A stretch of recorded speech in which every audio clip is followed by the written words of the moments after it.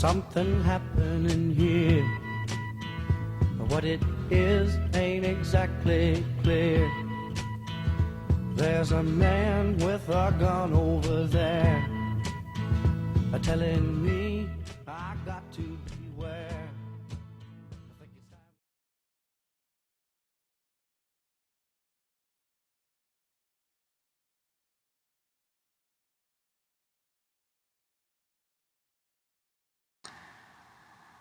Well, being an artist, I have learned that to have a passion about a subject is just what you want in creating.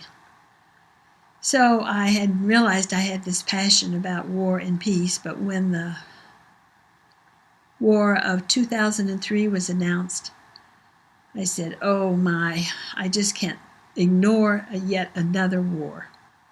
So this latest war, I said, okay, I'm not going to ignore it as I have in the past. I'm going to pay attention and try to figure out why these wars continue, what makes them continue. I've got an impetus to continue when I saw in the newspaper, quite by accident, that there was a new form of camouflage designed. There was one for forest and there was one for cities or deserts, but now there was a new camouflage design for city. That going along with the war being declared and really deciding to figure out why there was war, I happened to go into an Army-Navy supply store, surplus store, and found these t-shirts for $1 a piece of past wars or past implications of war. So I bought a bunch of these t-shirts for $1 a piece, hardly remembering what they even referred to, and took them to my house and said, these are going to represent what war represents. The glamour, the specialness, the irreverence toward people, all of the attitudes that war, these t-shirts exemplify that.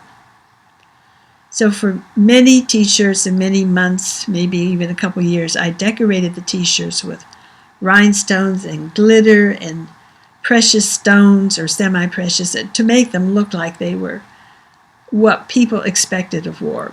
To be proud, to be honest, to be sincere, to be right. Put these t-shirts on mannequins that I found and displayed them in my studio as part of my ongoing installation in this project. There's no doubt that one can be totally fascinated by toy soldiers.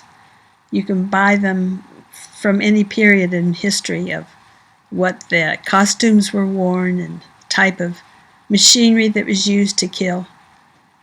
All of it is intended to kill. There's no other way around war. I mean, it's just an occupation of murder as I think of it.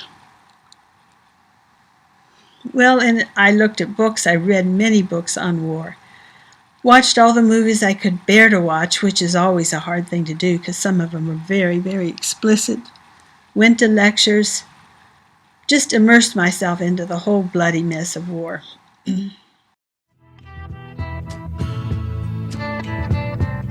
Paranoia strikes deep into your life, it will creep. It starts when you're always afraid.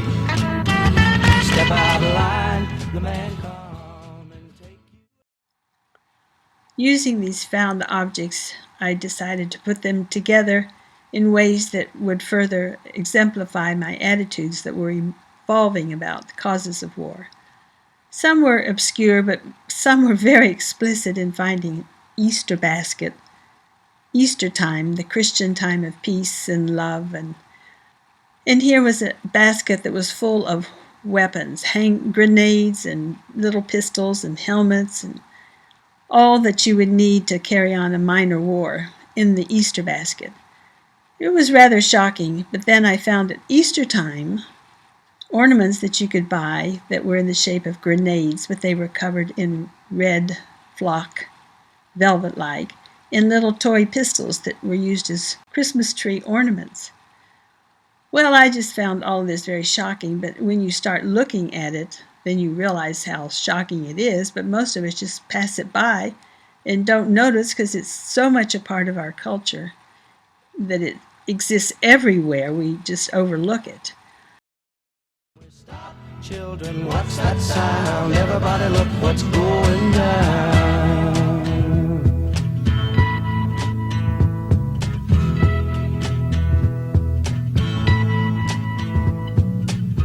There's battle lines being drawn.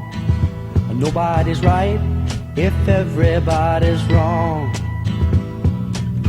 Young people speaking their minds are getting so much resistance from behind. Time we stop.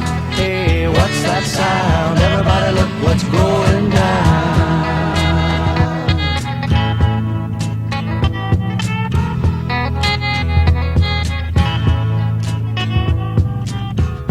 What a field day for the heat. 1,000 people in the street, singing songs and a carrying sign.